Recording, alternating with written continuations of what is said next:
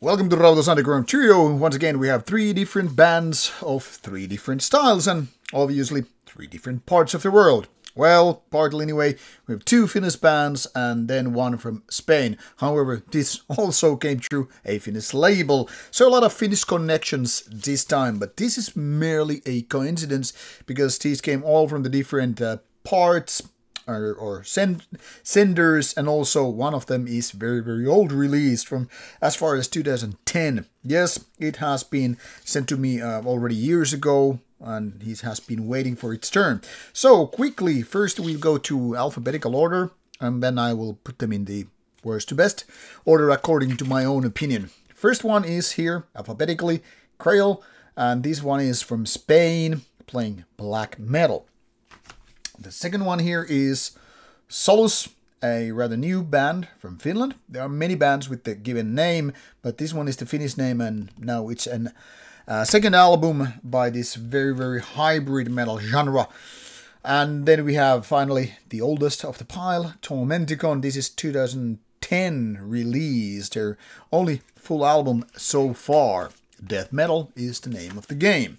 And now we're gonna shift them into the order I find worst to best.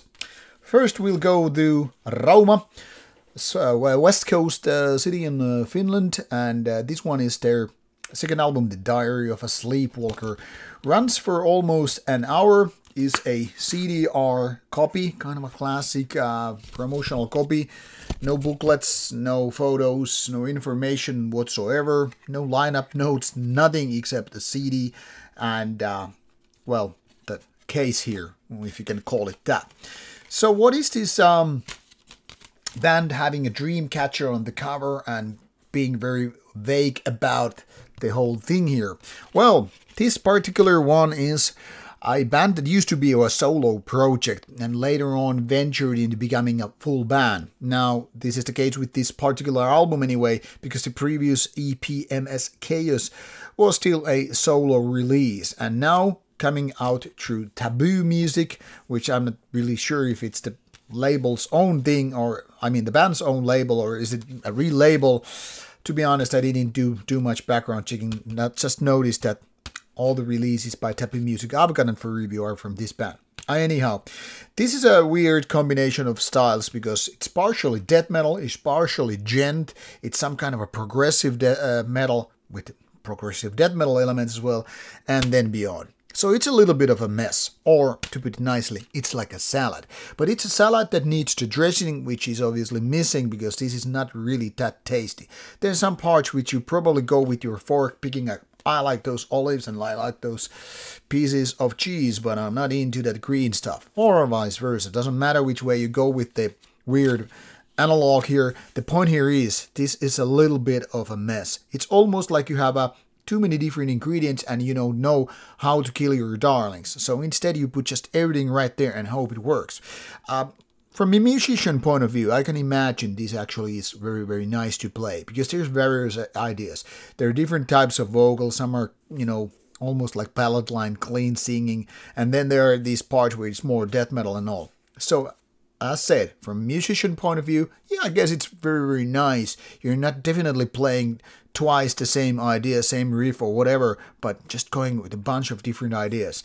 However, from a listening point of view, it feels like you're listening to some kind of compilation, which doesn't really make that much of a sense. It's more very chaotic rather than consistent in style and all. As such, very typical for new coming bands having a lot of different ideas. This sounds too much like it's trying to figure out what they really want to do. So instead of having like one style, okay, we're gonna play black metal, or we're gonna play thrash metal, or we're gonna play traditional heavy metal.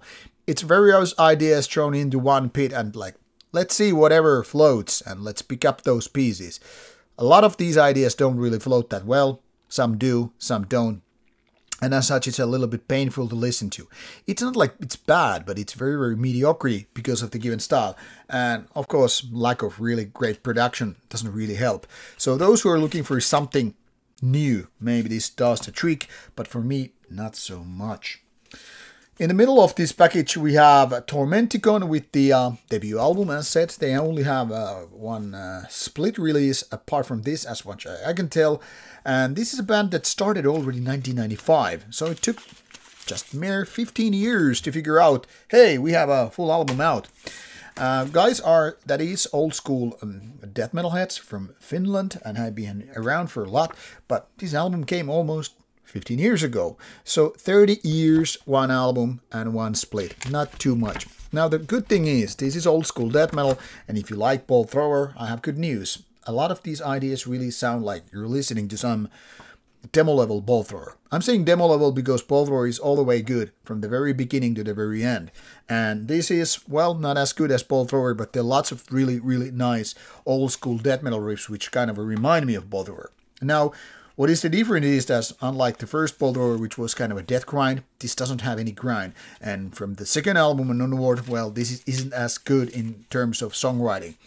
But apart from that, you know, you have the proper growl vocals, you have a very, very fitting sound, you have everything that is kind of a, like, you know, doing it properly. Just old school death metal without sounding too retro fashion. And as such, it's like hard to not to like this one. However, this could be catchier, this could be more memorable, and that's pretty much the only downside with this. Because other than that, I cannot really bitch about it. This has a nice groove to it, nice kind of a darker moment, and it's not about blast beats. So it's just like, you know, energetic, but not really that furious. Everything is pretty nicely done, and looking forward to these guys with this band to come back. However, nothing new has been announced, so who knows whether or not there will be a second coming, or maybe it's just another 15 years. And the best of the pile is Krail, which is very much the same vein or similar idea with the Tormenticon, but this is black metal. And this is very much like, let's go with the second wave, and the debut album is called Obscure Rise of Ancient Eulogy.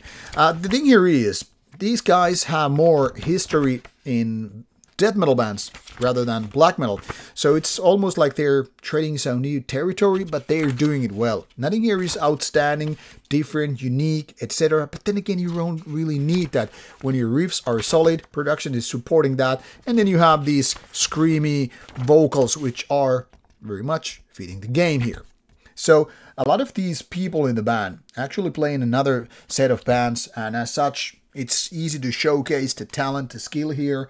But there are some people I couldn't find a link to other bands. Maybe it's because of the pseudonyms used or whatever, but goes beyond the point of this video anyhow. So this one came out through Universe Records in fall 2024, so a little bit late to the party, but not as much as Tormenticon. So like I said, all the elements here are somewhat familiar with, you know, second wave of black metal thing. Nothing here is outright super violent or super raw. So it's once again like, you know, those kind of run-of-the-mill things, meaning it's very, very safe to listen to, easy to approach. You're really not listening to something unique or weird or unexpected. But the kind of a second wave of black metal, you're like, hey, I always thought that this kind of stuff is not even happening again. And you get this kind of a new band which just do it the nice way.